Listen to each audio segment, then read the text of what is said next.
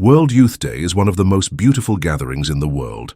It brings together young people from every corner of the globe to celebrate faith, hope, and unity. It's not just a single day or an event.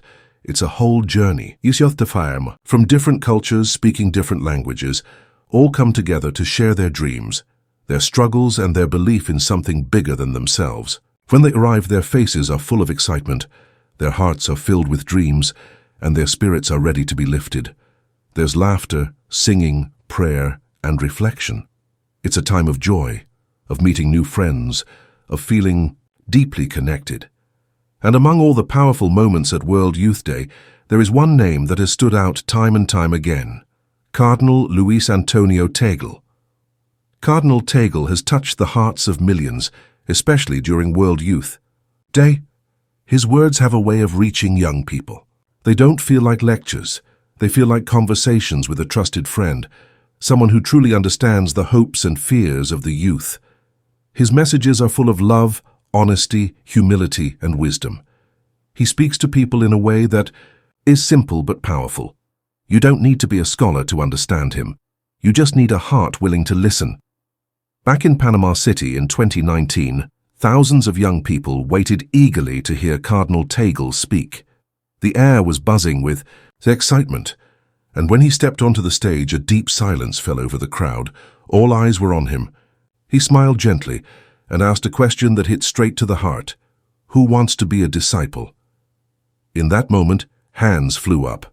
People cheered. But then he asked a deeper question, not just about raising your hand, but about living the life of a true disciple. He spoke about what it really means to follow Jesus.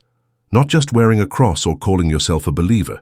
He challenged everyone to live like Mary, in humility and service.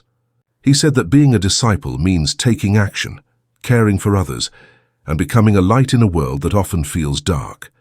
And it wasn't just what he said, it was how he said it.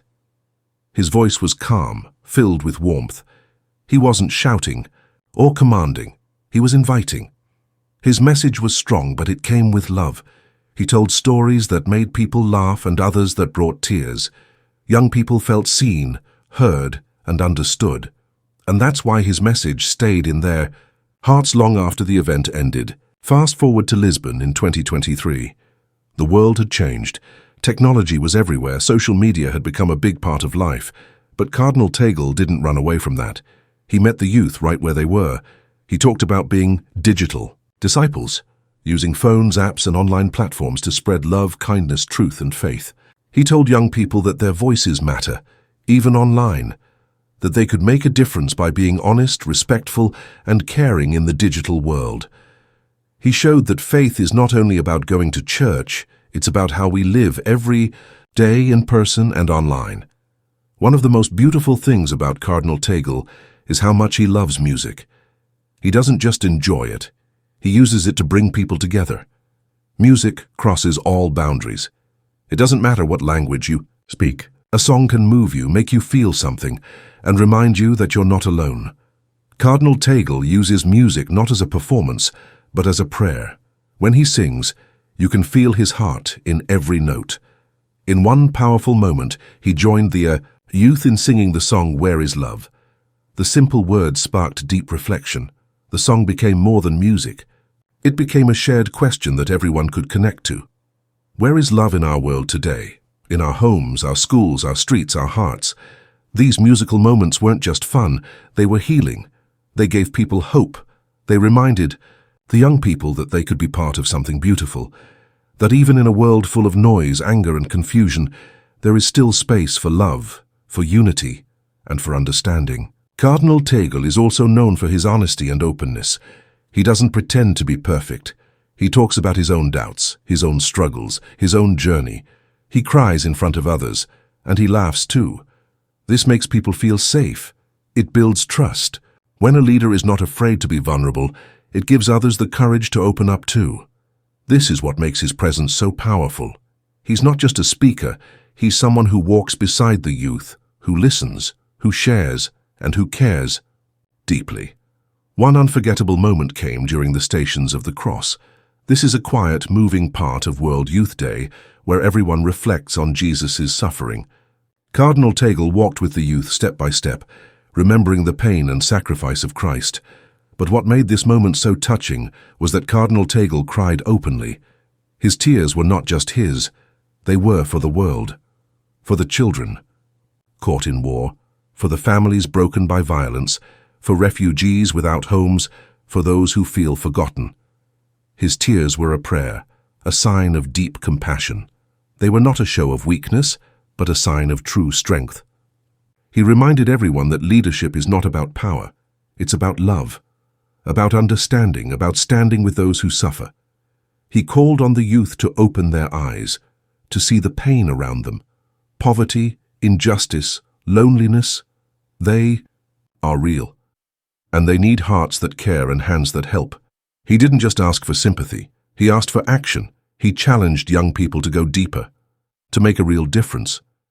Through his tears, through his stories, through his songs, Cardinal Tagle gave young people the gift of purpose.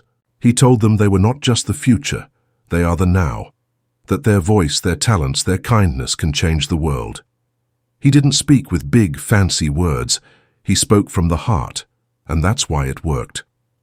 Cardinal Tagle also speaks often about forgiveness, not as something easy, but something necessary. He says forgiveness is not forgetting the pain. It's about choosing to heal, about letting go of anger so that peace can enter. He shared stories of people who forgave terrible things, stories that make you pause and think. These stories are not just inspiring, they are powerful lessons. They show that healing is possible, that even in the darkest times, light can break through. He says that the world doesn't need more anger, it needs more understanding. And the young people, full of energy and ideas, can bring that change. Through kindness, through compassion, through simple acts of love. His message is never just about religion. It's about humanity, about caring for each other, about seeing every person as valuable. His speeches are full of light. They don't make you feel judged. They make you feel lifted. They make you want to do better. Not because you have to, but because you want to. Long after World Youth Day ends, his words continue to echo in hearts around the world. People remember his smile, his songs, his honesty, his call to action. They go back to their homes, their schools, their cities, and they carry his message with them. They help others, they forgive, they sing, they smile, they speak with love. This is the true power of Cardinal Tagle's message. He has shown that faith is not something separate from life. It's in every moment, in how we treat people, in how we care, in how we show up for others. His legacy is not in loud speeches.